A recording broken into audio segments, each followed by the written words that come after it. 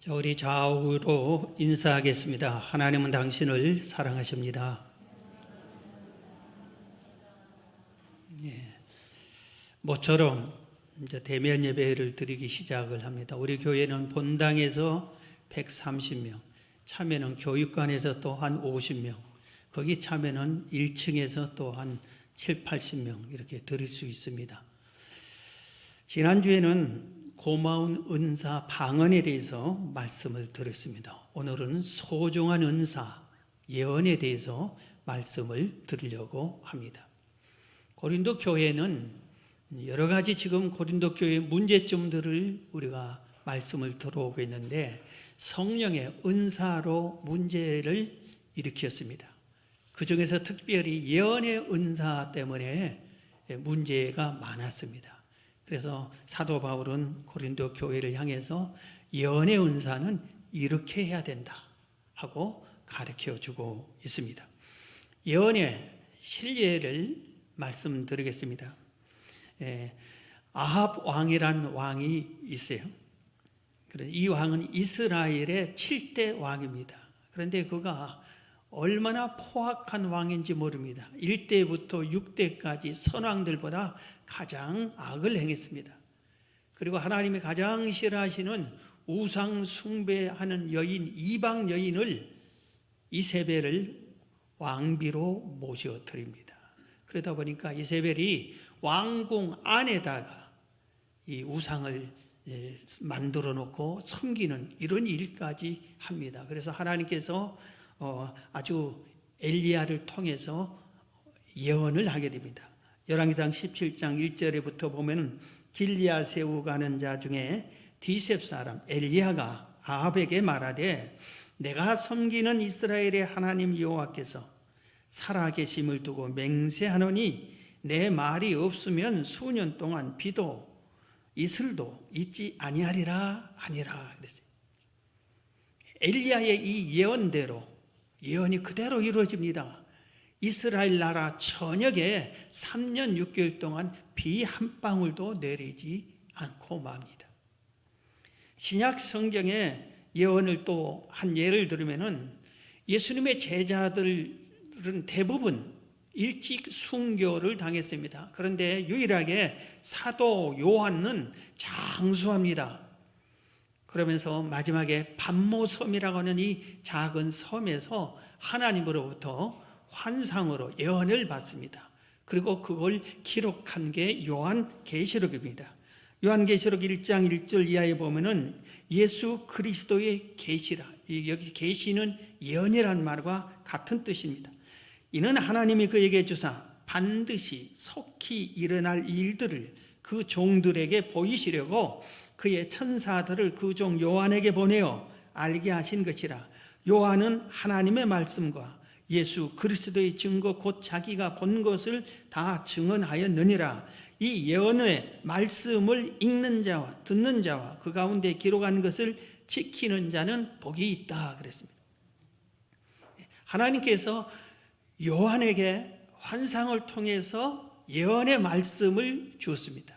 그런데 이 예언의 말씀이 요한계시록입니다. 그런데 이 요한계시록에 하나님의 말씀을 읽기만 해도 듣기만 해도 지켜 행하는 자에게 복을 주겠다 이렇게 하면서 예언된 말씀을 그 뒤로 이어서 계속해서 기록되어 가는 것을 우리가 성경을 통해서 볼 수 있습니다. 자, 그러면은 예언이 뭔가 이겁니다. 예언이 뭐냐면은 사전적으로 보면은 프로페테이아라고 합니다. 앞으로 이루어질 일에 대한 하나님의 계시를 다른 사람들에게 전하는 것을 예언이라고 그랬어요. 하나님께서 예언하는 은사를 받은 사람에게 하나님이 말씀을 주면은 이 말씀을 다른 사람들에게 전해주는 것이 예언이다 이겁니다. 베드로서 1장 21절에 아주 종합해서 말씀해 주셨어요. 예언은 언제든지 사람의 뜻으로 낸 것이 아니요 예언은 사람이 뜻으로 만들어진 것이 아니라 이겁니다. 오직 성령의 감동하심을 받은 사람들이 하나님께 받아 말한 것이다. 예언은 언제든지 사람의 뜻으로 낸 것이 아니요 오직 성령의 감동하심을 받은 사람들이 하나님께 받아 말한 것이다. 성령 충만한 사람들 중에서 예언의 은사를 받은 사람에게 하나님의 말씀, 계시해 준 말씀을 전하는 것이다. 하나님의 뜻을 전해주는 것이다. 이것이 예언이다. 이렇게 베드로후서 1장 21절에 말씀하고 있습니다.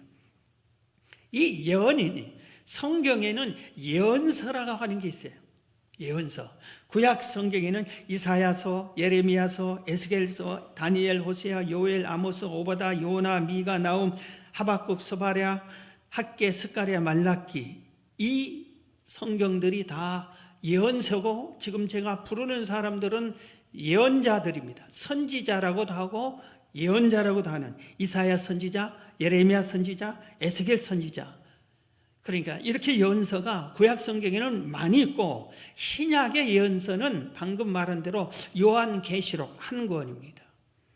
그래서 적은 뜻으로 폭으로 얘기하면은 예언서 하면은 예언서에 해당되는 성경들만 예언서라고 할 수 있지만 넓은 의미로 말하면 성경 전체가 하나님의 말씀이기 때문에 성경이 하나님의 말씀이요 계시의 말씀이다. 그렇게 우리는 받아들일 수가 있는 것입니다.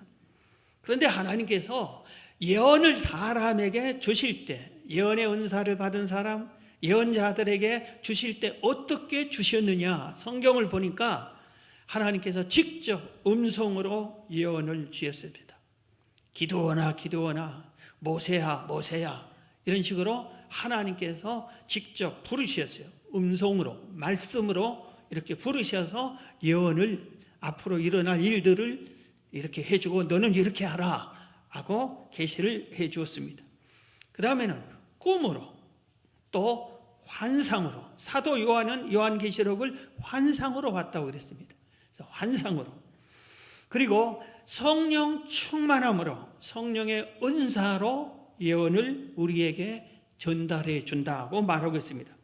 누가복음 1장 67절에 그 붙인 사가랴가 성령의 충만함을 받아, 사가랴가 성령의 충만함을 받아 예언하여 이르되 하면서 그 뒤에 예언이 나옵니다. 이게 무슨 뜻이냐면은 사가랴는 제사장이에요. 그런데 자녀가 없었습니다. 그런데 어느 날 천사가 나타나서 사가랴야, 너에게 아들을 줄 것이다. 이름을 요한이라고 해라. 그렇게 합니다. 그래서 사가랴가 자기 아들이, 자기 아내가 하나님의 능력으로 자녀를 못 낳다가 하나님의 능력으로 자녀를 낳아서 이름을 낳을 때 이름을 요한이라고 딱 합니다. 그리고 나서 성령 충만해서 예언을 하는데 자기 아들 요한이 이런 일을 할 것이다. 예수님을 온 세상에 소개하는 이런 일을 할 것이다 하고 예언한 내용이 방금 읽어드린 누가복음 1장 67절 이하에 계속해서 이렇게 진행되고 있습니다. 그러면은 성경에 기록된 예언들을 분류를 좀 해보면은 어떤 식으로 예언들이 이렇게 있었느냐 하면은 어떤 내용들이냐면은 미래에 일어날 일에 대해서 예고하는 예언들이 많이 있었습니다.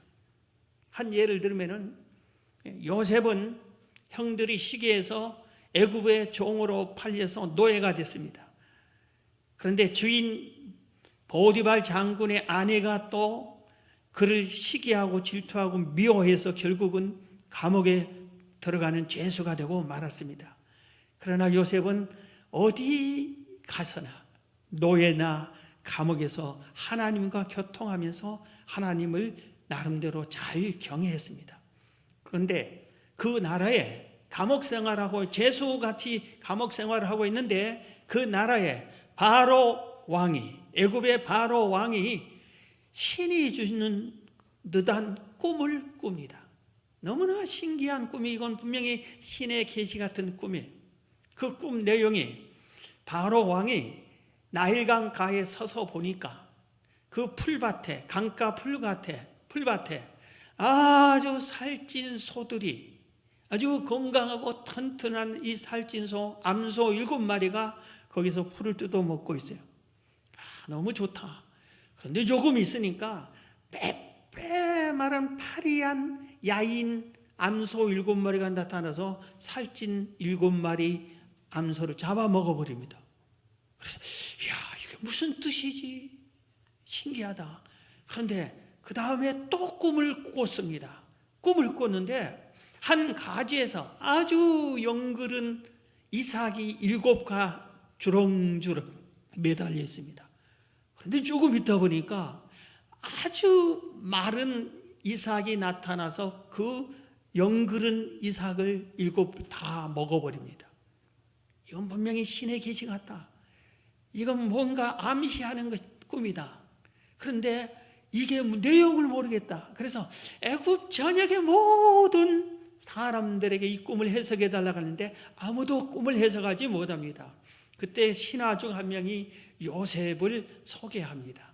그래서 요셉에게 바로 왕이 말합니다. 네가 꿈을 해석 잘한다고 하는데 내 꿈을 해석해 다오. 그러니까 요셉이 뭐라고 하냐면, 왕이요, 제가 하는 게 아닙니다.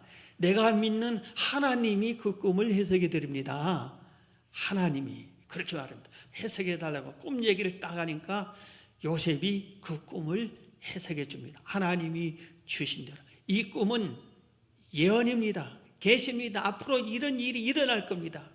애굽에 살찐소 7마리는 7년 동안 큰 풍년이 들 겁니다. 그런데 아주 빼빼 마른 7소가 나타나서 살찐소를 잡아먹은 것은 이 7년 풍년이 지나고 나면은 7년 흉년이 찾아옵니다. 이 흉년이 너무나 심해가지고 풍년의 과거 시절을 잊어버릴 정도입니다.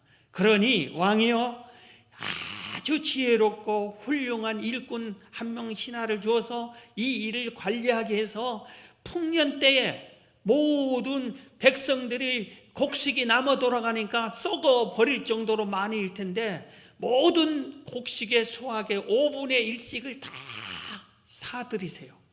그래서 그것을 지역마다 창고로 해서 모아 놓으세요. 그리고 나서 흉년이 될 때 그것을 풀어서 팔세요. 그리고 백성에게 나눠주면은 이 흉년을 이겨낼 겁니다. 그럽니다. 왕이 속이 시원해. 그러면서 네가 우리 전역에서 가장 지혜로운 사람이다. 네가 그 일을 해라. 그러면서 그 자리에서 왕이 끼운 반지, 인증을 나타내는 이 반지를 요셉에게 끼워줍니다. 여러분, 이건 반지 하나 전해준 걸로 간단하게 생각하는데 그게 아니라 오늘날로 말하면 국세. 모든 법을 정할 때 이 왕의 반지로 찍어주면 이게 효력이 발생하는 겁니다. 그것을 네가 왕 노릇하라 이겁니다. 네가 온 나라를 통치하라 이겁니다. 그러면서 그 반지를 쥐어줍니다.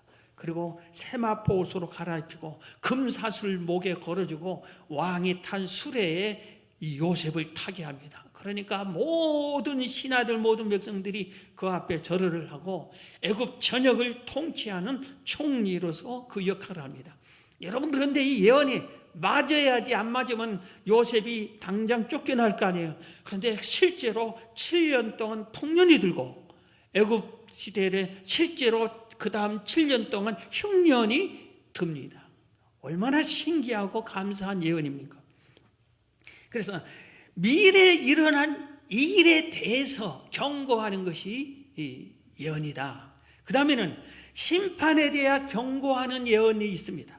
성경에는 이런 예언이 오히려 더 많아요. 사람들이 죄를 더 많이 지니까 그 죄를 회개하지 않으면은 나 여호와가 심판하겠다 하고 선지자를 통해서, 예언자를 통해서 예언을 더 많이 해요. 이런 내용이 더 많아요. 한 예를 들면은 예레미야 선지자를 하나님이 부릅니다. 예레미야야 하고 하나님이 부릅니다.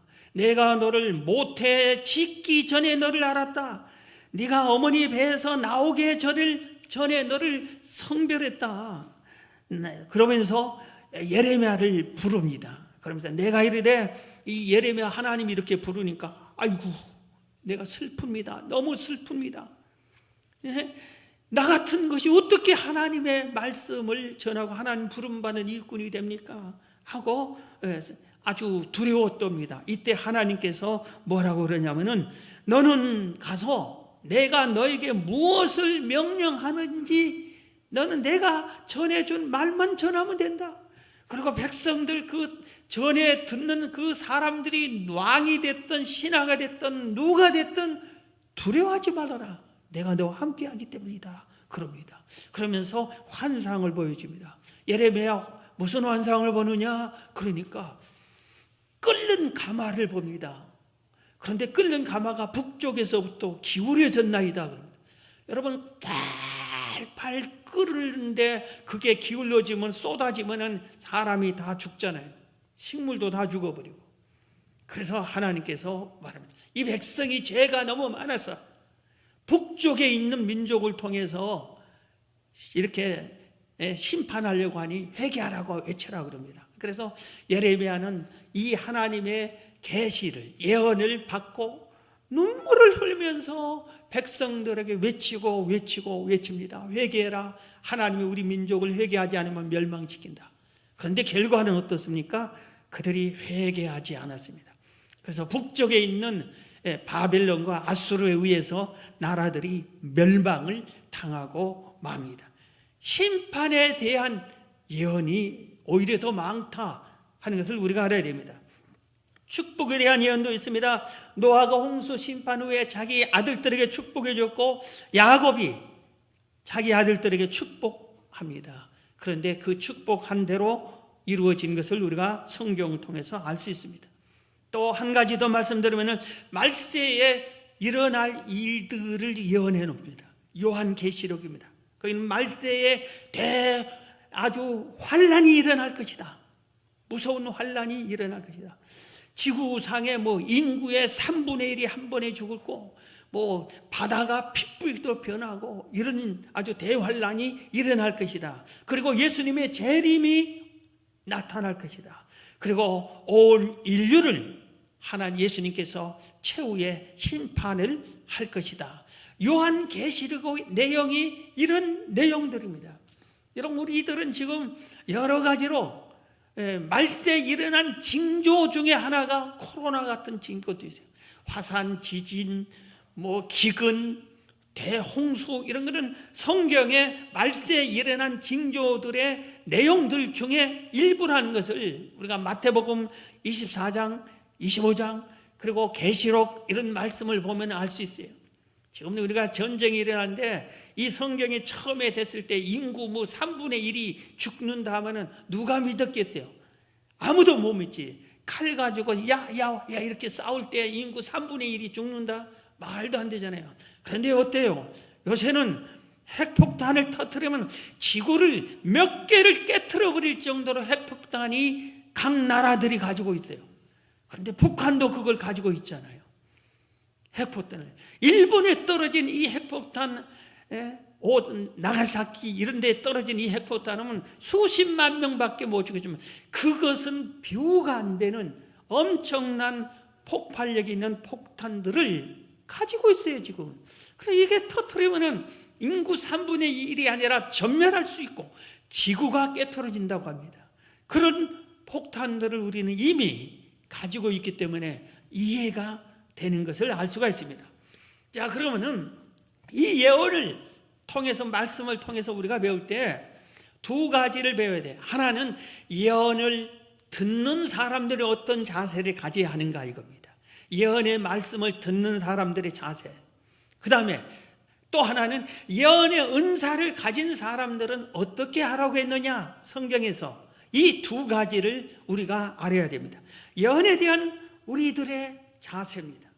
예언을 조작하지 말라, 조작하여 듣지 말라 이겁니다. 계시록 22장 18절 보면은 내가 이 두루마리의 예언의 말씀을 듣는 모든 사람에게 증언하노니, 예언의 말씀을 듣는 모든 사람에게 증언하노니 만일 누구든지 이것들 외에 더하면, 성경 예언에 된 기록 말씀 외에 다른 것을 더하면 하나님이 이 두루마리에 기록된 재앙들을 그에게 더하실 것이요 만일 누구든지 이 두루마리의 예언의 말씀에서 제하여 버리면 하나님이 이 두루마리에 기록된 생명나무와 및 거룩한 성의 참여함을 제하여 버리시리라 그랬어요.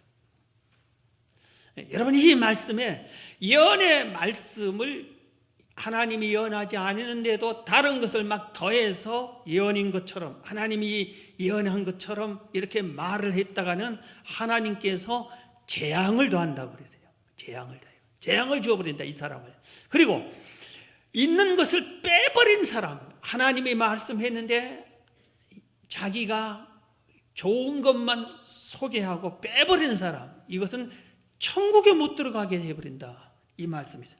거룩한 성의 참여함을 제하해버린다 하고 무섭게 말하고 있습니다. 이 말씀을 이런 사람들이 우리나라에 계속 있어 왔어요. 이단들이, 기독교에서 파송된 이단들이에요. 그들은 성경을, 기독교니까 성경을 인정을 억지로 합니다. 억지로요, 억지로. 그러고 나서 성경의 일부만, 자기들이 필요한 것만 인용합니다. 나머지는 다 무시해버려요. 그리고 성경에 없는 것을 더합니다. 교주가 계룡산에서 오래 기도했더니 하나님이 직접 계시를 나에게 주셨다.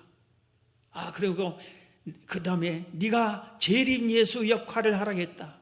너는 영생한다. 이런 식의 없는 것을 더하고 조작해서 전해줍니다. 그래서 우리 신천지 이만희, 통일교회 문선명, 전도관의 박태선, 하나님의 교회라는 간판을 한 지금은 장길자, 이런 사람들이 전부 그런 사람들입니다. 그러면은 이분들이, 여러분들이 가서 그 소리를 들으면 성경에 없는 소리네 하고 이상하게 느끼고 검토를 해보면 이거 조작했구나. 그러면 이단에 스며들지도 않고 빠지지도 않을 텐데 성경을 보려고 하지를 않아요. 성경이 예언을 내게 더하고 빼고 해야 할 걸 성경을 알아야 되는데, 교회에 나와서 하나님의 말씀을 설교를 주일 저녁, 수요일 이 말씀, 아주 주일 낮 설교만이라도 잘 들으면은 다른데 이단의 성경 공부와 설교를 딱 들었다 할지라도 다르네, 이상하게 해석하네, 뭔가 없는 말, 처음 듣는 말이 있네 하면은 분별할 수 있는데, 조작했구나 알 수 있는데, 들어도 한 귀로 듣고 이렇게 들려라, 한 귀로 듣고 이렇게. 자, 하나 물어볼게요. 바로 지난주에 했던 설교에서 얼마나 잘 들었는지. 부흥하는 교회, 성장하는 교회, 건강한 교회, 바른 교회의 핵심 두 축이 있다고 그랬어요. 이게 뭐라고 그랬어요? 지난주에 강력하게 큰 소리로 뭐라고 했어요? 듣고 다 소화시켜버렸어요. 다 잊어버렸어요. 살이 되고 뼈가 됐네. 그런 식으로 하는 게 아니라 기억해야 돼요. 새겨야 돼요. 핵심 축이 말씀 충만, 성령 충만, 말씀 충만, 성령 충만. 이 두 가지가 있어야 초대교회가 다 성령 충만, 말씀 충만. 이 두 가지가 교회를 건강하게 세우는 핵심 축이다. 오늘 예언 이런 것을 잘 들어야 이단하게 빠지지 않고 실수를 하지 않습니다. 조작해서 들어서는 안 된다.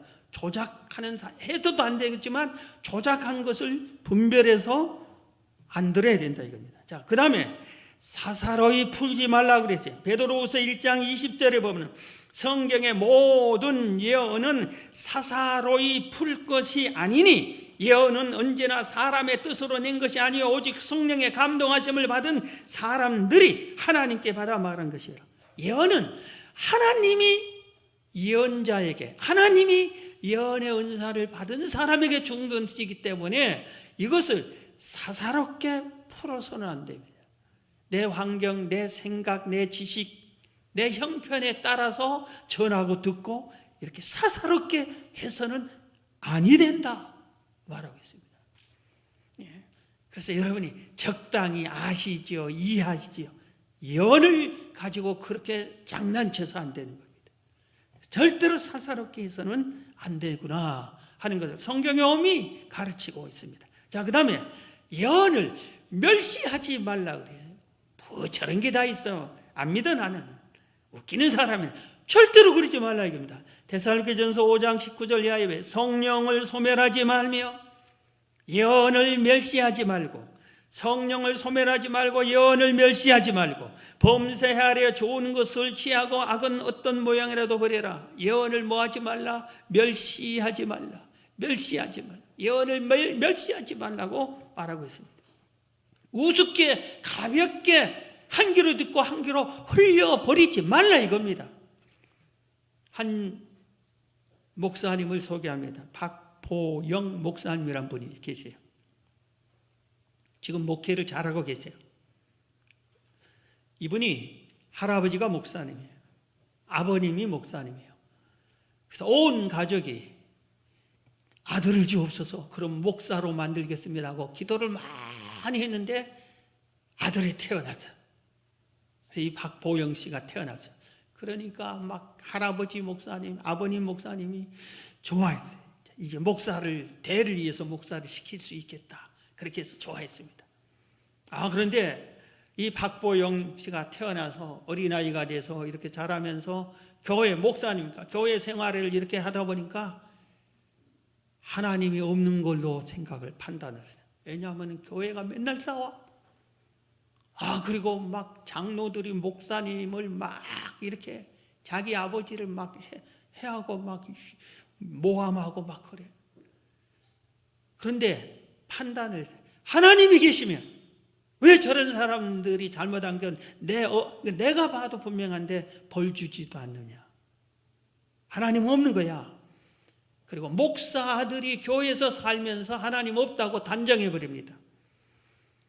그래서 대학을 지나갈 때 모두 다 목사로 신학대학 가려가는데 안 갔다가는 난리 날 것 같으니까 속였습니다.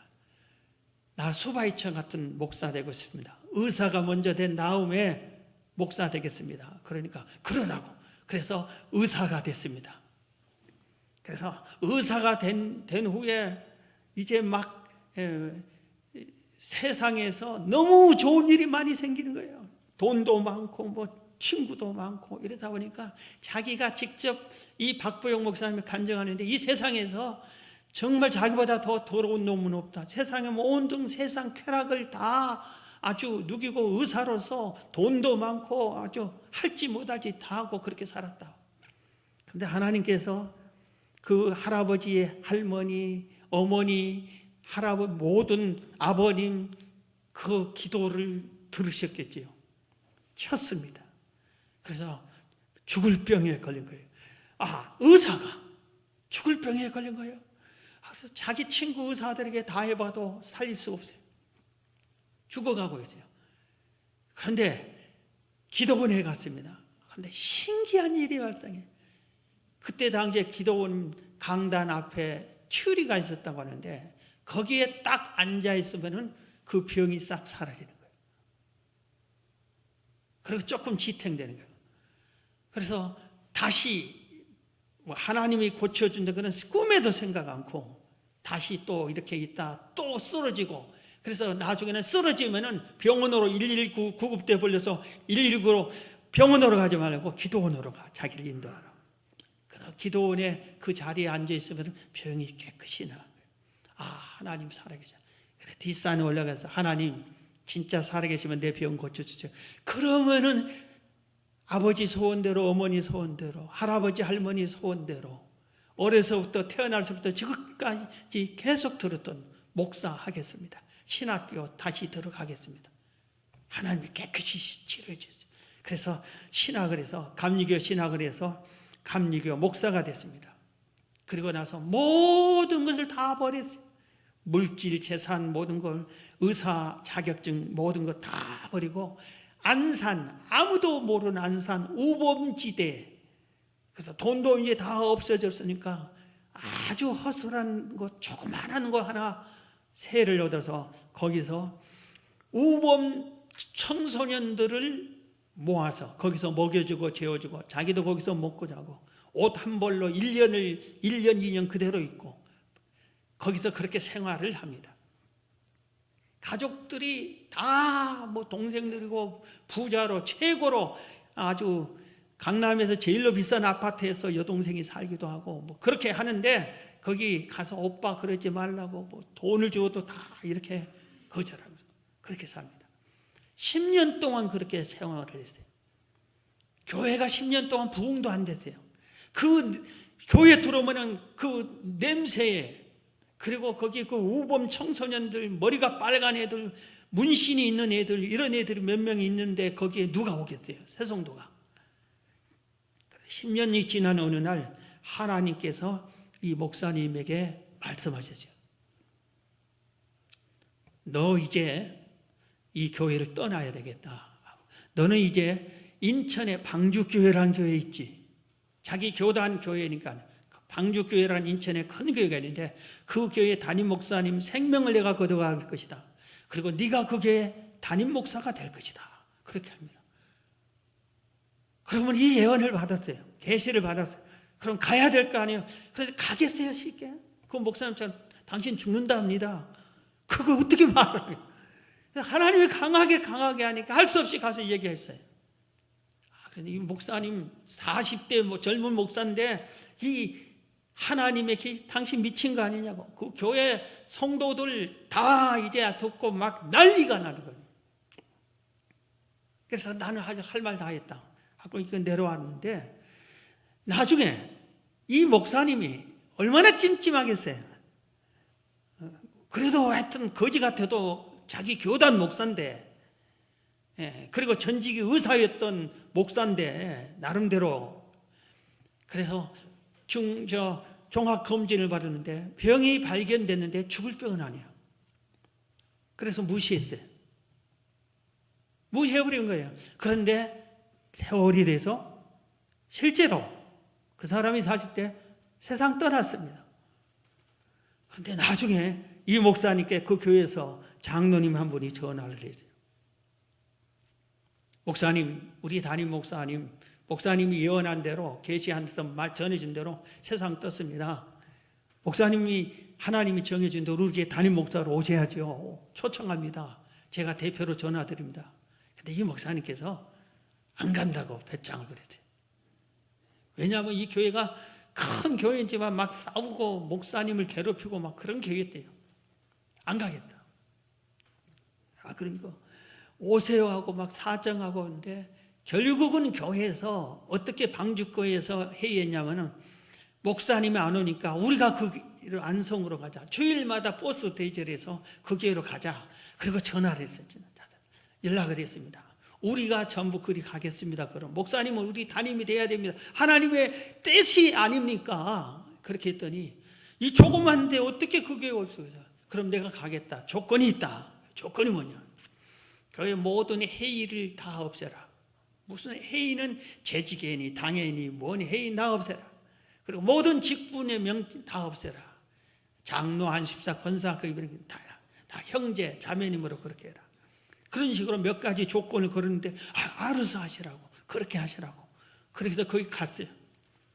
그래서 담임을 갔는데 이 교회가 싸우고 다투는 교회고, 싸우다가 교회가 막 떨어져 나가고 그러는데 하나님이 함께 역사하니까 교회가 막 놀랍게 부흥해서 1부, 2부, 3부 막 나눠서 드리고 지금도 놀랍게 부흥이 됐어요. 그런데 또 하나 이 목사님에게 자기 기도하는데 하나님이 네 매형의 생명을 가져갈 것이다. 또 그러니까 이 목사님이 자기 누나한테 누나, 매형 하나님이 생명 거둬가는데 준비하세요. 그러니까 누나가 펑펑 울면서 매형이 지금 죽으면 어떻게 되냐고. 네 기도는 하나님이 잘 들어주지 않느냐. 기도 좀 해달라고 막. 그래서 매형도 기도하고 그 누나도 기도하고 가족들이 기도하고 이 박보영 목사님도 기도하고 했는데 생명을 거둬가지 않았어요. 그 기도를 듣고. 요나의 서를 보면 니느웨 성 백성을 하나님이 멸망하겠다고 예언을 요나에게 주어서 요나가 외쳤는데 니느웨 성이 회개하니까 멸망하지 않았어요. 회개할 때 이런 역사가 있을 수도 있다는 거 성경에도 있어요. 그래서 이 누나 매형 부부가 어떻게 사냐?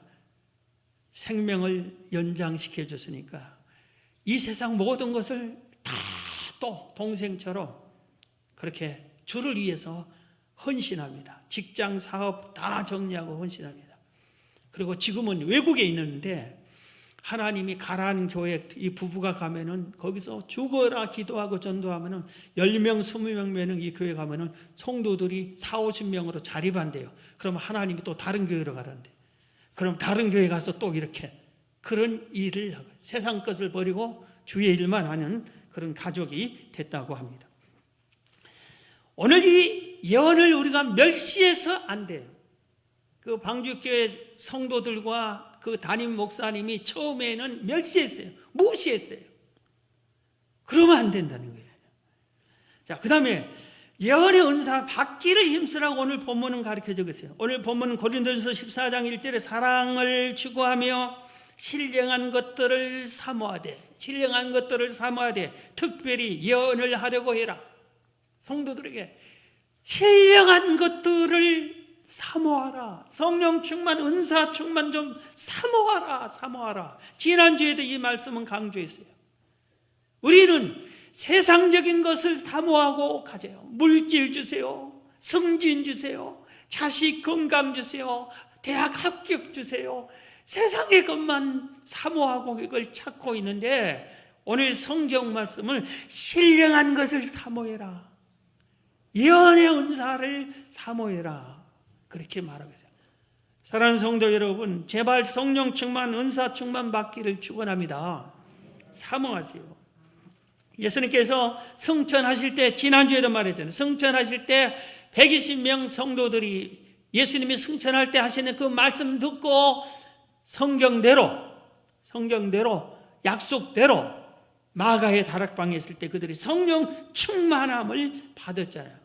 성령 충만, 은사 충만을 받아가지고 120명이 방언을 다 말했어요. 각 나라 말을 했다고 그랬어요. 배운 적도 없고 간 적도 없는 외국어를 다 해버렸어요. 120명이 몽땅. 그러니까 사람들이 미쳤다. 저 애들이 한 번도 뭐 한 적이 없는데 왜 저러느냐. 술 취했다. 난리 쳤습니다. 이때 베드로가 딱 일어서서 설교를 딱 한마디 합니다. 그러면서 그 중에 내용이 이런 내용이 있어요. 사도행전 2장 17절 이하에 하나님이 말씀하시기를 말세에 내가 내 영을 모든 육체에 부어주리니 너희 자녀들은 예언할 것이요 너희 젊은이들은 환상을 보고 너희 늙은이들은 꿈을 꾸리라. 그때 내가 내 영을 성령을 내 남종과 여종들에게 부어주리니 그들이 예언할 것이요. 우리가 이렇게 하는 것은 성령 충만. 너희들이 믿는 그때 그 유대인들이 다 구약 성경을 믿었어요. 요엘 선지자가 예언하지 않느냐. 말세에는 하나님께서 성령 충만을 주고 은사 충만을 주고 환상을 보고 꿈을 꾸고 예언을 할 것이라고 하지 않았느냐. 우리가 그 성령을 받았다. 그러니까 설교를 딱 한 번 하니까 모인 무리 중에 3,000명이나 회개하고 교회에 등록했어요. 여러분, 이렇게 예언이 우리에게 들려질 때 우리들이 예언에 대한 자세를 잘 갖춰야 돼요. 사사로이 풀지 말고 조작하지 말고 조작한 걸 분별하고 멸시하지 말고 이런 은사를 우리가 사모해야 돼요. 자, 그러면은 예언의 은사를 듣는 사람들, 예언의 은사를 받은 사람이 예언자들이 말씀을 전할 때 듣는 사람들의 태도는 어떻게 해야 되느냐 이겁니다. 예언을 한 은사를 받은 사람, 예언을 전하는 예언자들이 어떤 태도를 가져야 되느냐 이겁니다. 예언자들, 예언의 은사를 받은 성도들이 어떻게 해야 되느냐 이겁니다. 이거 아주 중요합니다. 이것 때문에 고린도 교회가 문제가 있어요. 예언 은사 받은 사람이 막 난리를 쳐버렸어요. 내가 예언 받았다, 내가 예언 받았다, 내 예언이 맞다, 내 예언이 맞다. 그러니까 그 다른 사람들이 파당이 생겨서 다투고 난리가 났어요. 우리가 오늘 바울이 그래서 예언 은사 받은 자들에게 아주 정확하게 가르쳐 줍니다. 오늘 고린도전서 14장 3절입니다. 그러나 예언하는 자는 사람에게 말하여 덕을 세우며 권면하며 위로하는 것이다. 예언은 그렇게 덕을 세우고 권면하고 위로하는 것이다. 그 다음에 방언을 말하는 자는 자기 덕을 세우고 예언하는 자는 교회의 덕을 세운다 이겁니다. 그러니까 덕을 세우고 권면하고 위로하는 것이에요. 예언이. 모든 예언은 덕을 세우고 권면하고 위로하는 것이에요. 덕을 세운다는 말이 무슨 뜻이냐면은 건물을 세우는다는 뜻이에요.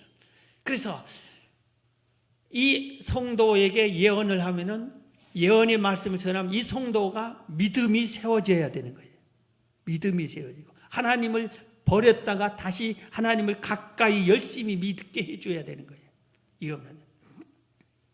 그런데 가서 그냥 믿음이 무너지게 말 잘못해가지고 어떻게 해서 있는 것 빼고 없는 것 보태가지고 자기 멋대로 그냥 얘기해가지고 상처 입혀가지고 떨어지게 그렇게 하는 경우가 있어요. 덕을 세우라. 그 다음에 권면하라. 권면하는 것은 법적인 용어예요. 어려운 일 당한 성도를 변호하며 도와주는 그런 것이 도와주는 거예요. 예언이 어려운 성도를 변호하고 도와주고, 그 다음에 위로하는 것은 약한 자를 격려하여 새 힘을 얻게 해서 믿음의 진보가 나타나게 하는 것입니다. 덕을 세우는, 특히 교회의 덕을 세우는 것. 예언이 교회를 흐트러뜨리게 하고 시험 들게 하는 예언은 하나도 없어요. 그 예언자가 잘못된 거예요. 잘못된 예언을 받은 거예요. 악령의 예언을 받았든지 그런 겁니다. 한 예를 들면은 신월동에 한 교회가 있어요. 제가 잘 아는 목사님이 섬기는 교회인데 이 교회에 이 목사님이 신학생 때 교회를 개척했어요. 그래서 성도들이 좀 모였어요. 아주 그 당시에 이 신월동 부근이 시골길이고 장화를 신고 다녀야 되고 그런 때 그 어려운 성도들이 모여져 갔는데 하나님이 교회를 건축하라고 그래서 성전을 건축하겠다고 목사님이 선포하니까 그 교회에 예언의 은사를 받은 권사님 한 분이 계셨어요. 그런데 이분이 아주 예언의 은사를 받아서 일을 잘하니까 성도들을 신임을 또 많이 얻었어요. 그런데 성전 건축한다는데 아마 이 권사님이 어려운 권사님이었어요. 그래서 물질을 헌금해야 되는데 헌금할 수가 없고 또 헌금하고 싶은 마음이 없나 봐요. 그래서 이분이 이렇게 얘기합니다. 하나님의 뜻이 아니다. 성전 건축. 그렇게 얘기해 버렸어요. 그러니까 평소에 은사가 있던 권사님에서 신뢰했던 성도들이 요동하기 시작했습니다. 목사님 말과 저 권사님이 틀리다. 그 다음에 어려운 성도들이 다 대부분이었는데 헌금할 힘이 있고 하기 싫고 부담 들고 이런 분들이 뭉쳐서 교회가 떠나가 버렸어요. 교회가 건축한다고 해놓고 개척교회가 성도가 얼마나 많았다면 그래서 남은 성도들과 함께 목사님이 울며 통곡하며 기도를 했어요. 왜 이런 일이 있냐고 기도하는데 하나님께서 하나님의 뜻이었으니까 어려운 고비를 겪고 결국 성전 건축이 완공됐어요.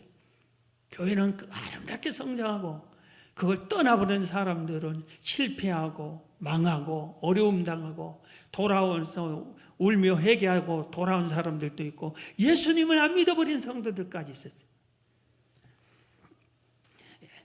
교회의 덕을 세우지 않고 권면하고 위로하는 것이지 자기 기분대로 자기 뜻을 전해버리면 이런 일이 발생합니다. 자, 그 다음에 예언 은사 받은 사람은 자기가 하나님께 예언을 받았으니까 강하게 믿고 얘기하겠죠.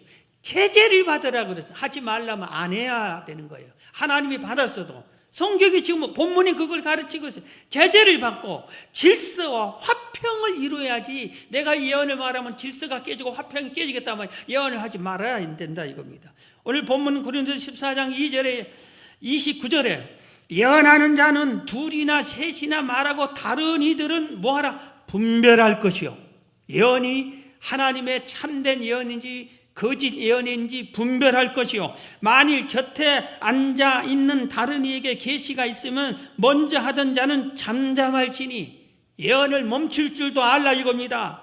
그 다음에 예언하는 자들의 영은 예언하는 자들에게 제재를 받나니 당신 예언 그만해라 할 때는 제재를 받아야 된다 이겁니다. 33절에 하나님은 무질서의 하나님이 아니요 오직 화평의 하나님이시니라. 예언에 대해서 아무것도 모르고 무식한 자가 영적인 게 아무것도 모르는 사람이 예언하고 뭐하니까 하지 마라 하면 그 사람이 잘못된 거지요. 분별할 실력도 없던 사람이 예언을 함부로 하지 말라는 것은, 그러면 그런 교회는 영적으로 죽은 교회가 되겠죠. 그런데 그게 아닌 이상에 예언은 이렇게 제재를 받고 분별을 해야 되고 질서와 화평을 이루어내야 된다 이겁니다. 왜 이 예언을 대해서 못하게 하느냐고 막 폭두로 이렇게 해서 질서를 파괴시키고 그러면 안 되는 겁니다. 우리 교회는 다행히 예언의 은사를 받은 사람들이 계속 있었습니다. 그런데 이 은사 받은 사람들 절대로 제가 교회 앞에 광고하지 않습니다. 소개하지 않습니다. 왜? 시험 들기 아주 쉽거든요. 상처받기 쉽고 본인이 넘어지는 경우가 태반이에요. 이게 알려놓고 공개적으로 하면. 그래서 이렇게 조용히 하고 예언을 받았을 때 엄히 얘기합니다. 교회 예언, 절대로 예언을 받았을 때 나한테만 얘기해라. 누구에게도, 가족에게도 얘기하지 않고 나한테만 얘기해라. 그리고 분별을 해서 이게 옳다 할 때는 내가 외치는, 교회 문제는 내가 외치는 거예요. 그 예언의 은사반을 그렇게 합니다. 성도의 문제 있을 경우에는 내가 직접 관여하든지 아니면 이것은 당신이 가서 해도 되겠다 할 때 그렇게 해서 분별과 제재를 이렇게 해서 우리 교회에서 예언 때문에 문제를 기도 많이 하고 성령 충만하고 은사 충만한 걸 이어왔지만 문제된 적이 하나도 없어요. 우리 교회 예언에 대해 한 가지만 얘기하고 말씀을 마치려고 합니다. 상계동으로 가라, 이것은 하나님이 저한테 계시해 준 말씀이에요. 만약에 다른 성도가 하나님 우리 교회 상계동을 옮기라 하네요, 그랬다면 내가 안 했을 거예요. 움직이지 않을 거예요. 내가 응답받지 못했는데 어떻게 내가 안 되겠다 그랬을 거예요. 하나님이 하시고 상계동으로 가라, 그래서 그거 내한테 알려주셨어요. 그래서 제가 상계동으로 간다고 선포를 하고 기도로 준비했습니다. 우여곡절 기도한 팀을 만들고 기도하고 이렇게 해서 상계동에서 어느 장소 교회 건물을 찾아서 이제 발견을 했습니다. 그런데 갔더니 교회는 교회 부동산에서 백교회가 와서 달라 해도 안 준다겠다고 그러죠. 그래서 제 형이 깊이 기도하는 분이기 때문에 형을 모시고 와서 그 건물 2층으로 가서 거기서 같이 기도했어요. 남의 건물인데 문 열어져 있고 하니까 기도하는데 하나님께서, 우리 형이 특징이 하나님이 알려준 것만 하고 안 알려주면 얘기도 하지도 않고, 잘못 알려주면 잘못 든 게 해주지 더 하지도 않고 본인이 그걸 잘합니다. 하더니 이게 하나님이 삼일교회에 인도한 게 하나님의 뜻이 맞다. 그런데 거기서 분명히 얘기하기를 이 건물에만 있는 게 아니라 여기서 땅 사고 교회를 건축할 것 같다. 땅이 염전으로 보여주는데 하나하나 이렇게 살 것 같다고 그렇게 얘기했어요. 그래서 내가 그거를 마음에 새겼습니다. 그리고 하나님 여기 주인은 안 준다 했는데 어떻게 합니까? 그때부터 또 2차, 3차 기도 계속해서 우여곡절 그때 하나님 우리 교회 왔고, 그리고 나서 때가 돼서 이 본당 땅을 1차로 샀어요. 2차로 교육관 땅을 2차로 샀어요. 3차로 우리 잘 아는 대로 본당 앞에 알바기 땅, 적은 땅, 이것은 적지만 알바기 땅이 아주 비싼 값에, 비싸지만 그거 3차예요. 4차로 두 필지, 이걸 주차장하는 가나안 땅을 4차로 샀어요. 염전이라고 보여주고 하나씩 살 것 같다는 것처럼 그대로 이렇게 우리가 사게 됐어요. 그래서 이 땅 놓치고 다른 사람이 뭐하고 해도 믿었어요. 하나님 우리 주신다고 했지 않았습니까? 우리 주셔야죠. 그렇게 결국은 예언대로 우리가 이 땅들을 다 샀고, 이제 여기에 하나님의 뜻대로 실용적 성전 건축으로 생명센터를 세우고, 지금 인허가 과정이 거의 다 끝나가서 내년 1월 아니면 2월에 첫 삽을 시작을 할 정도까지 왔습니다. 사랑하는 성도 여러분, 예언은 반드시 이루어집니다. 성경에 가장 우리가 기담아야 할 예언이 있어요. 그게 뭔지 아세요? 예수님 다시 재림한다는 일. 반드시 재림이 있습니다. 말세의 환란 후에 예수님이 재림하고 재림 후에 온 우리를 심판하신다고 했습니다. 아직 성경에서 큰 틀에 이루어지지 않는 예언 하나가 예수님의 재림과 최후의 심판입니다. 여러분, 예언을 무시하지 마시고 예언에 관심을 가지고 성경과 함께 살아가는 여러분 되길 주의 이름으로 축원합니다.